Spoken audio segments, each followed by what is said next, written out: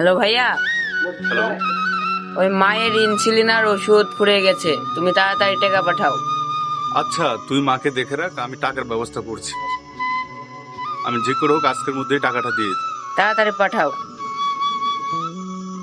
ঠিক আছে ভাইয়া। ঠিক আছে। সালাম আলাইকুম স্যার। ওয়ালাইকুম আসসালাম।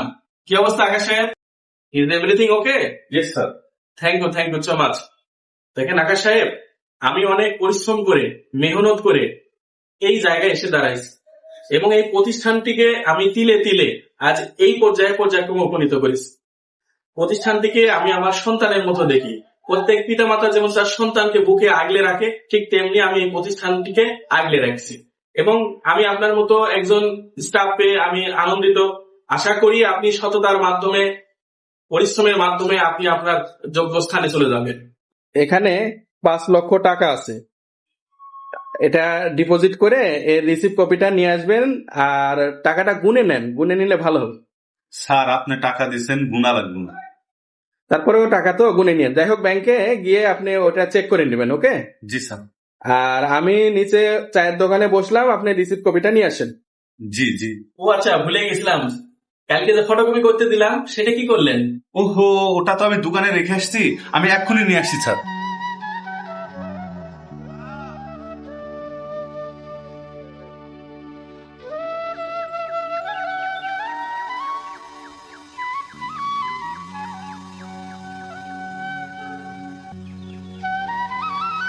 সরি।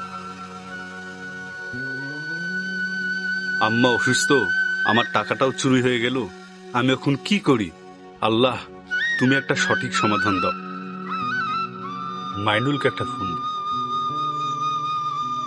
হ্যাঁ দোস্ত, তুমি কোথায়?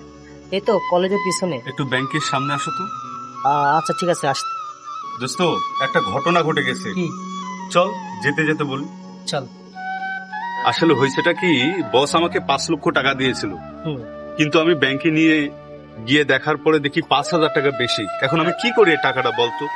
এদিকে মা অসুস্থ, তারপরে বসের টাকাটা বেশি, কি করি বলতো? আরে বোকা, তোর বস তো আর দেখতে আসছে না যে 5 লক্ষ টাকার মধ্যে 5,000 টাকা বেশি আছে। ওই টাকাটা তুই নিয়ে তোর কাজে লাগিয়ে দে। কিন্তু বস আজকে আমাকে অনেক নীতি কথা শুনিয়েছে, আমি কিভাবে এই টাকাটা নিব বল?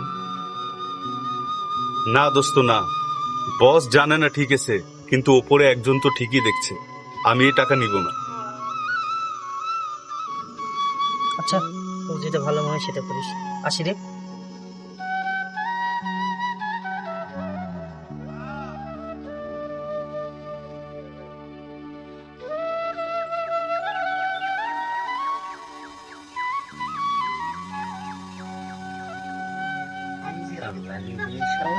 হ্যাঁ আকাশ সাহেব। ও আচ্ছা, আপনি সাইডে দাঁড়ান, আমি আসছি। কি অবস্থা আকাশ সাহেব, কাজ হয়ে গেছে? ডিপোজিট করেছেন? জি স্যার। স্যার, একটা কথা ছিল। কি হয়েছে বলেন? আপনি যে টাকা দিয়েছেন সেখানে 5,000 টাকা বেশি ছিল। বেশি ছিল মানে? আপনাকে যে বললাম গণনা করে নেন, আপনি চেক করেন নাই? স্যার, এই যে ব্যাংকের রিসিপ্ট আর এখানে টাকাটা আছে, টাকাটা নেন। আকাশ সাহেব, এটা আমি ইচ্ছাকৃত ভাবেই দিয়েছি, জাস্ট আপনার সততা পরীক্ষা করার জন্য। আপনি টাকাটা নিজের কাজে ব্যবহার করতে পারতেন, কিন্তু করেন নাই, আপনি আমাকে ফেরত দিলেন। আমি দেখলাম, আপনাকে পরীক্ষা করলাম। আপনাকে যখন ফটোকপি আনতে বললাম, তখন আপনি ফোনটা রেখে ফটোকপি আনতে গেলেন। ঠিক ওই মুহূর্তে আপনার ছোট ভাই ফোন দিয়েছিল। আপনার অনুমতির বাইরে আমি ফোনটা রিসিভ করেছি এবং ওপাশ থেকে যেটা বলল সেটা হচ্ছে আপনার আম্মা গুরুতর অসুস্থ এবং তার ওষুধের প্রয়োজন, আর আপনি সেটা দিতে বিলম্ব করছেন। আমি শোনার পর আমার হৃদয়ে রক্তক্ষরণ হলো। আমি এই কারণেই আপনাকে 5,000 টাকা অতিরিক্ত দিয়েছি। আপনি যদি এটা নিতেনও আমার কোনো আপত্তি ছিল না, আমি বরং খুশি হতাম। আপনি চাইলে তো টাকাটা রেখে দিতে পারতেন, আমি তো জানতামই না। স্যার, আপনি জানতেন না ঠিকই, কিন্তু উপরে একজন আছে, তিনি তো জানতেন। আপনি আমাকে বস মনে করবেন না, সবসময় ভাই মনে করবেন। আপনি ইচ্ছে করলে এই কথাটা বলতে পারতেন, কারণ আপনি জানেন না, আমি যখন ক্লাস 2-তে পড়ি তখন আমি আমার মাকে হারাই। মা হারানোর বেদনা যে কি সেটা কিন্তু আমি বুঝি। পিতামাতা যার নাই তার এই পৃথিবীতে কোনো স্বাদ নেই। এই পিতামাতা বিহীন এই পৃথিবীটা অত্যন্ত ভয়ঙ্কর।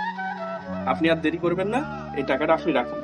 প্রয়োজনে আপনার আরো লাগলে আমাকে বলবেন। আপনি এখনই আপনার মাকে চিকিৎসার জন্য পাঠিয়ে দিন টাকাটা, আর আরো প্রয়োজন হলে আমাকে বলবেন, ঠিক আছে? স্যার